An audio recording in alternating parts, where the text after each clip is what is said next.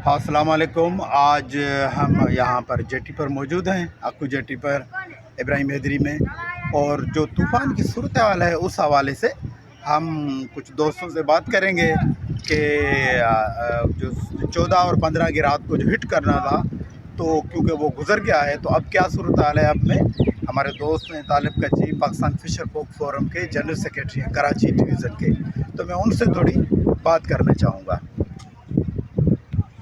जी तालिब भाई, आप क्या समझते हैं, क्या सूरत हाल है अभी? असल बात ये है कि जिस तरह से मैंने कहा था कि 15 को हिट करेगा, तो अब तूफ़ान इतला तो ये मिली है कि तूफ़ान जो है वो तो हिट कर चुका गुजरात, कच्छ गुजरात की तरफ।